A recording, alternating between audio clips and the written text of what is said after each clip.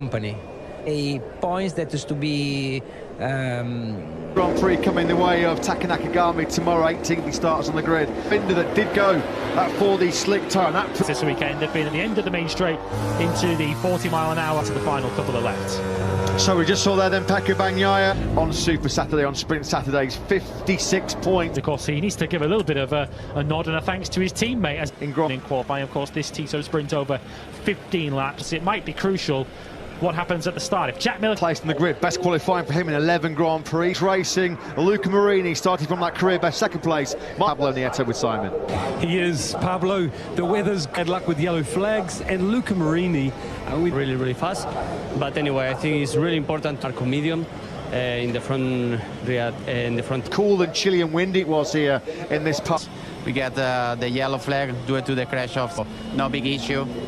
The bull, Catering Factory Racing RC16 on the front row for the second. Yeah, I mean, nobody knows about the pace. Coming from the back of that third row. And Alicia Spargaro comes from so far this season, who once again came to this weekend carrying team. Just caught a quick glimpse there of Jorge Martin. Last year's German Grand Prix winner Fabio Quartararo. 15 laps is our 7th. You feel could be real pivotal. You've got to stay clear. In from that front row on the fast starting KTM, we spoke to option with the temperatures climbing up to as high as we've had really, and Taka Nakagami. Tree in his back pocket. This is a different tale as well. Marco Bezzecchi then. He put 2 or 3 laps when Bagnaia was so good coming up that way at the end of this 15-lap sprint. We're still sidelined after his series crash in Portimao. Saxon ring sprint here.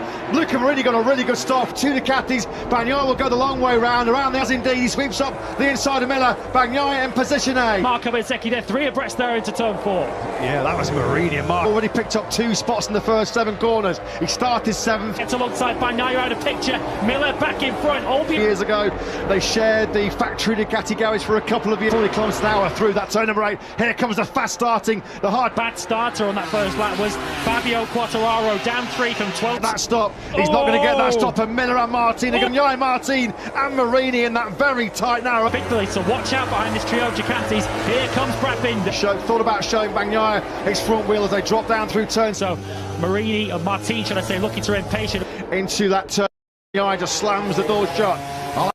Yeah, he's gone really wide, hasn't he, there into that first corner in space of 30 minutes in qualifying this morning. He lost already this weekend, haven't they?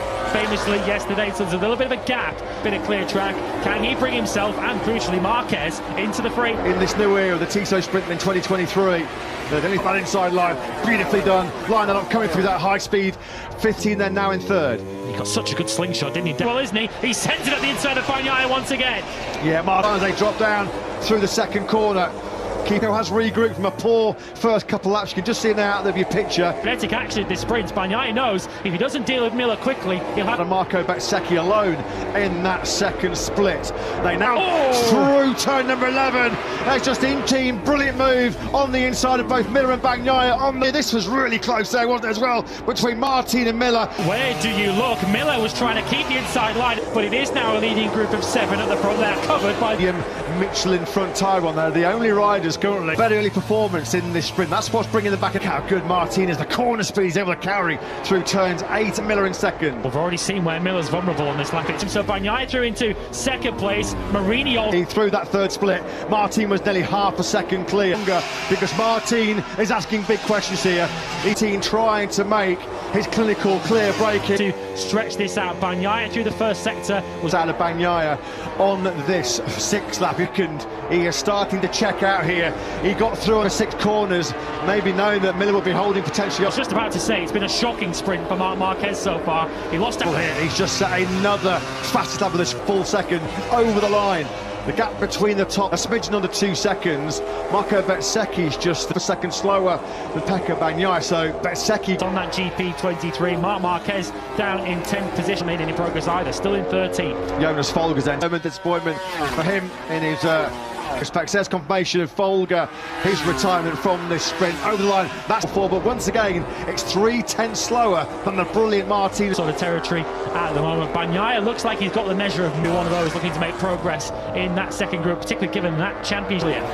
pre-weekend in the pre-event press conference. He's not finished lower than 4th in the last 2 seconds. This was the key moment. Look at this on the inside of both Mick after all the rain we've had over the last couple of days. But who's still trying as he might to hold off this group, led by Marini. Big sprint podium in 7. And Pecco Bagnaia, of course, enjoying this new sprint era, aren't they? Martin again, Marc Marquez, who's having a pretty good tussle at the moment with...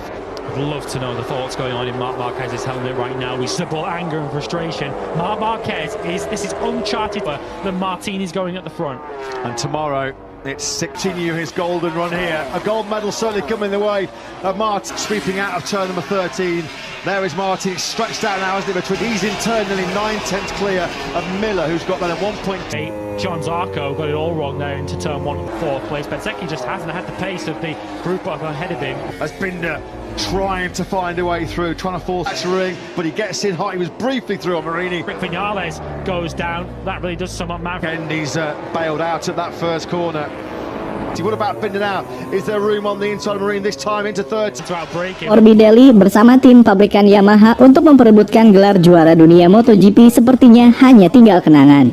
Penampilan Morbidelli yang masih jauh dari harapan selama 2 musim terakhir semakin jelas membuktikan karirnya di MotoGP sedang tidak baik-baik saja. Yamaha YZR-M1 disinyalir menjadi faktor utama yang menyebabkan Morbidelli mengalami kemunduran. Di samping performanya yang menurun pasca insiden yang melibatkan dirinya dengan pembalap Pramac Racing Johan Zarco beberapa tahun yang lalu. Dari situlah para pendukung Morbidelli mulai resah dan akhirnya memilih untuk berpindah ke lain hati. Mengingat saat ini para anggota VR46 satu persatu mulai menjajaki podium utama MotoGP. Francesco Bagnaia, Marco Bezzecchi, dan juga Luka Marini. Merekalah para rider Akademi Balap Valentino Rossi yang saat ini tengah bersinar di barisan depan. Namun berbeda dengan Morbidelli, dia saat ini satu-satunya anggota Akademi yang keluar dari 10 besar klasemen pembalap.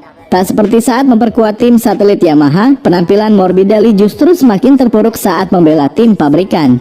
Hal ini yang menimbulkan banyak komentar yang menyarankan Morbidelli untuk hengkang dari Yamaha dan bergabung dengan Ducati. Kontrak Morbidelli yang belum jelas dengan pabrikan BruTaL itu semakin memperjelas dalam waktu dekat dia bisa saja meninggalkan pabrikan yang telah membawanya menjadi runner-up MotoGP 2020 itu. Lantas, pabrikan mana yang bisa memberikan ruang untuk Morbidelli untuk meneruskan karirnya di MotoGP? Mengingat Yamaha pun masih menaruh harapan besar dan membuka pintu untuknya. Seperti diberitakan sebelumnya, juara dunia World Superbike Toprak Razgatlioglu yang digadang-gadang akan menggantikan posisi Morbidelli di pabrikan Yamaha akhirnya batal. Dia lebih memilih memperkuat tim BMW WSBK. Namun dengan bertahannya Morbidelli di pabrikan asal Jepang itu bukanlah pilihan yang tepat untuk saat ini. Terlebih jika Yamaha tidak segera membenahi motor andalan mereka YZR-M1 agar mampu kembali bersaing dengan pabrikan-pabrikan Eropa.